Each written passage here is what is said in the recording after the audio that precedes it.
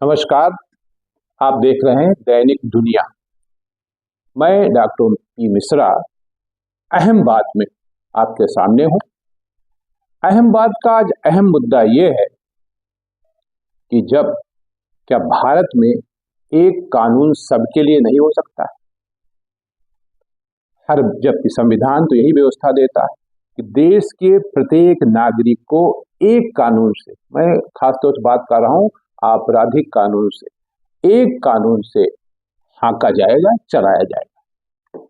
लेकिन फिर अलग अलग कानून क्यों है?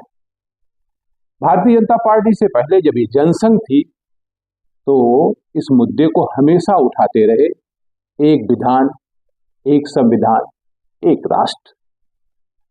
लेकिन आज वही भारतीय जनता पार्टी जब सरकार में है तो किसी के लिए कोई कानून, किसी के लिए दूसरा कानून, ऐसा कैसे चलेगा? अभी कुछ दिन पहले की बात है, सुप्रीम कोर्ट ने एक मुकदमे की सुनवाई करते हुए, एक याचिका की सुनवाई करते हुए कहा था कि अगर संसद चाहे तो ऐसा कानून बना सकती। वो कानून क्या था?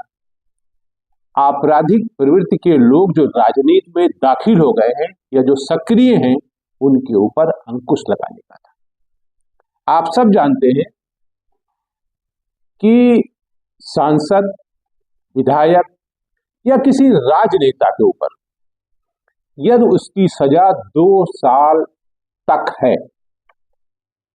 तो सिर्फ वो 6 वर्ष तक चुनाव नहीं लड़ सकता। इसके बाद वो पुनः चुनाव लड़ सकता है। भाई, ऐसा ये डबल गेम क्यों? हमारे ऊपर अगर कोई मुकदमा है और हम सरकारी सेवा में हैं तो फिर हमको तो लौट कर नौकरी नहीं मिलेगी आज। तो ये फिर डबल गेम क्यों हो रहा है? और उनको वो 6 साल के बाद फिर चुनाव लड़ सकेंगे और भारत का प्रधानमंत्री भी बन सकेंगे, भारत के मुख्यमंत्री भी बन सकेंगे। सुप्रीम कोर्ट ने यही कहा है कि एक कानून ऐसा बनाइए। जब वहां अपील पे सुनवाई चल रही थी याचिका पर, तो सुप्रीम कोर्ट ने ये बाल सीधे सीधे संसद की तरफ फेंक दी, यानी कि सरकार की तरफ फेंक दी, और कहा कि सरकार को एक ऐसा कानून बनाना चाहिए ताकि आजीवन ये चुनाव न लड़ सके। ठीक उसी तरह जैसे एक आम आदमी या सरकारी सेवा का आदमी जरा सी गलती पर बर्खास्त कर दिया जाता है और फिर वो नौकरी के लायक नहीं होता, उसके कैरेक्टर रोल में एंट्री हो जाती। तो संसद ऐसा एक कानून क्यों नहीं बनाती? वो इसलिए नहीं बनाती कि चोर चोर सब मौसेरे भाई। राजनीति के हमाम में चाहे सत्ता पक्ष हो चाहे विपक्ष हो, सब एक जैसे, कोई किसी के ऊपर आरोप नहीं लगाता है, सब मिले हुए हैं अंदर खाने।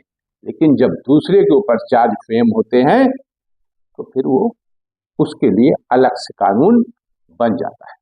अभी कल ही की बात है, उत्तर प्रदेश विधानसभा में विधायकों के वेतन बढ़ने की बात आई थी।